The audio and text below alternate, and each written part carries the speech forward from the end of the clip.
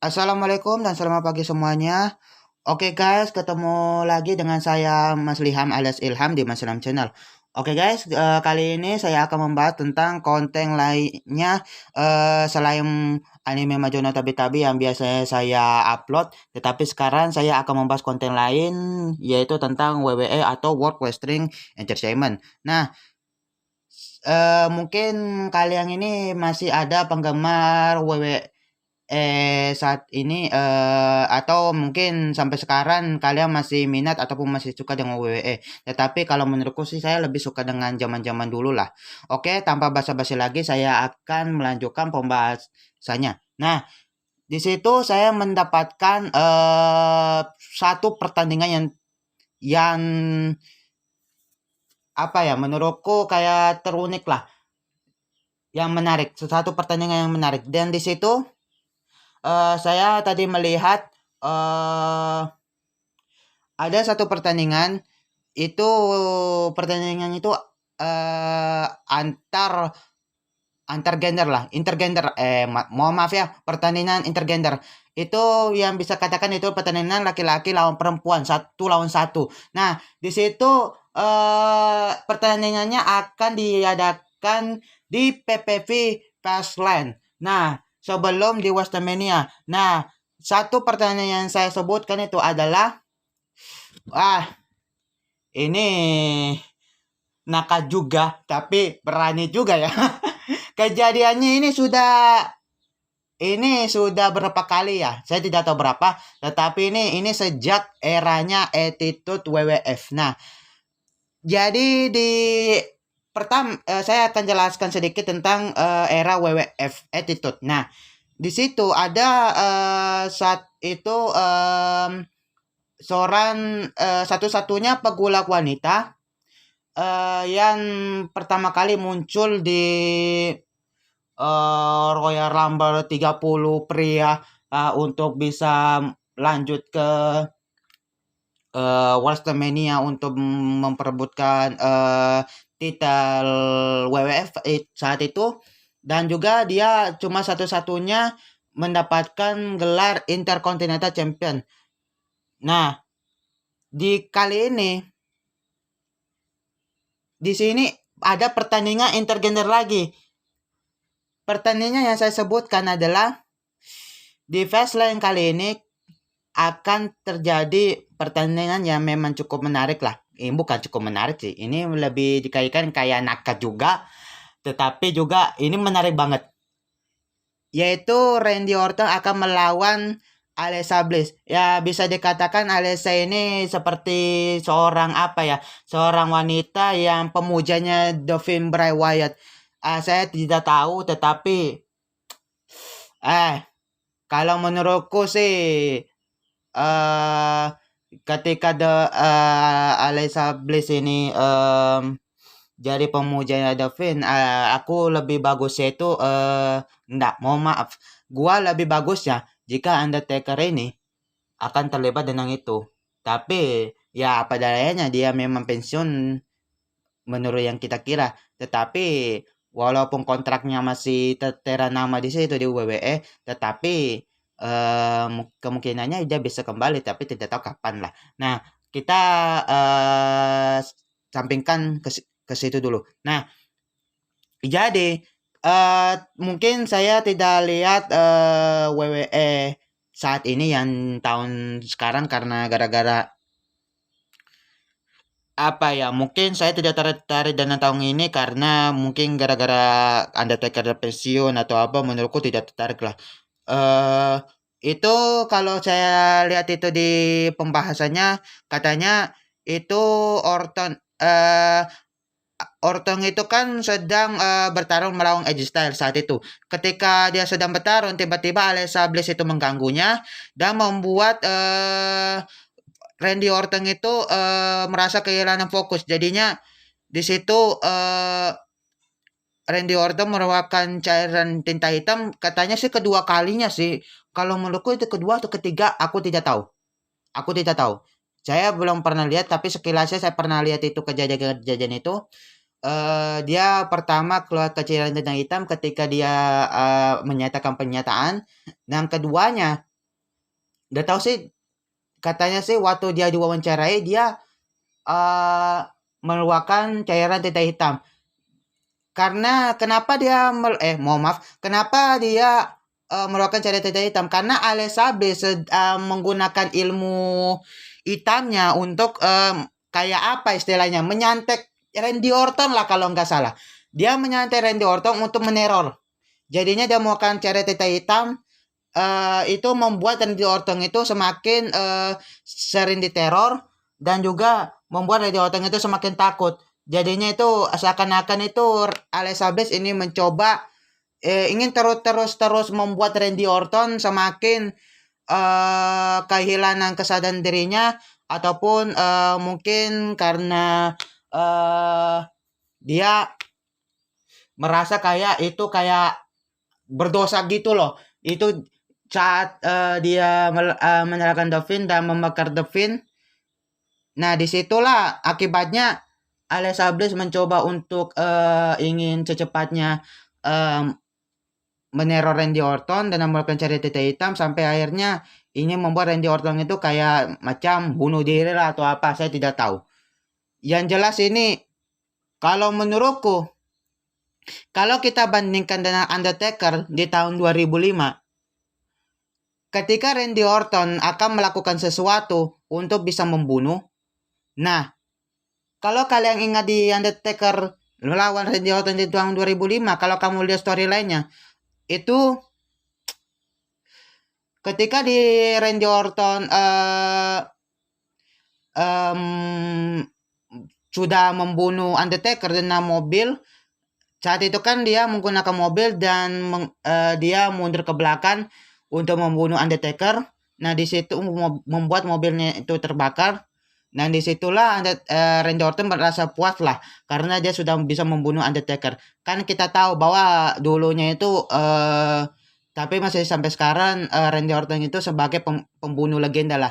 Dia bisa mengalahkan beberapa legenda, tetapi beberapa legenda pun sudah bisa mengalahkannya. Sempat legenda yang sudah bisa mengalahkan Randy Orton itu Undertaker, Hulk Hogan, dan setahu 2 orang inilah yang sudah kalahkan Randy Orton lah. Tetapi setelah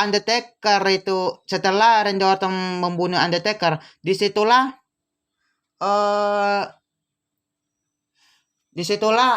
Randy Orton ingin menyampaikan sesuatu tentang apa yang terjadi saat dia membunuh Undertaker. Nah, disitulah ada semacam supernatural situ. Nah, di situ tuh Randy Orton sedang diteror oleh Undertaker. Sampai-sampai Randy Orton itu sangat takut dengan terornya yang dibuat oleh Undertaker. Dia ingin mencoba lari, tapi Undertaker tidak mau membiarkan hal itu. Dan disitulah Randy Orton memohon, dan akhirnya dia ingin melawan Randy Orton di Hell in a Cell di Armageddon. Nah, setelah itu tuh dia ingin secepatnya kabur, tetapi saat itu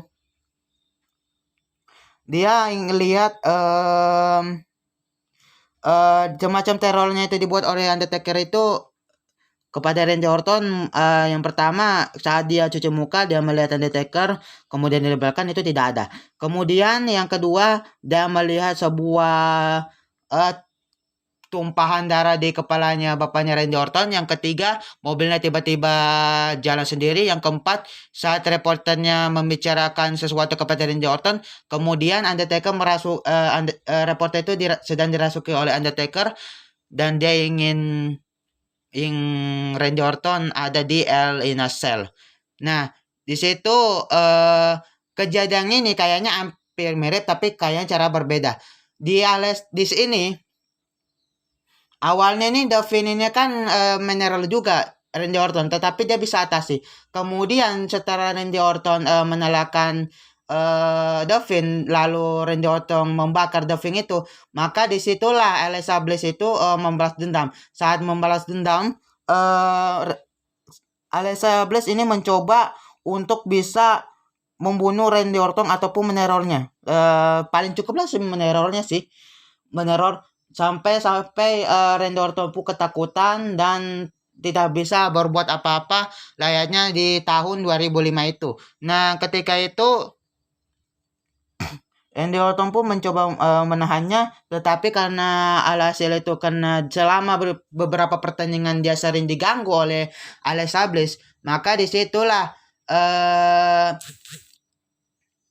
Randy Orton ingin menantang Alexa Bliss di Fastlane karena itu satu-satunya cara agar dia bisa agar tidak diganggu oleh Alexa Bliss ataupun The Fiend. Nah, dari kejadian inilah alasannya kenapa pertandingan ini dibuat antara Alexa Bliss melawan Randy Orton. Nah, katanya di dalam pertandingan ada ya bocoran-bocoran dari komentar-komentar. Saya tidak tahu ini beneran, tapi katanya The Fiend itu bisa comeback di pertengahan maupun di akhir. Bisa juga. Tetapi kalau paling kusuka, mohon maaf aja, kalian mesti memang tidak suka dengan pendapat saya. Kalau misalnya Undertaker secara tiba-tiba muncul, apa yang akan terjadi dengan Alexa Bliss? Pati jangan nangis. Karena Alexa Bliss belum tahu tentang Undertaker. Belum tahu. Apalagi The Fiend belum pernah merasa lawan Undertaker. Kalau kalian, mohon maaf ini di luar aja. Kalau kalian misalkan Undertaker ataupun The Fiend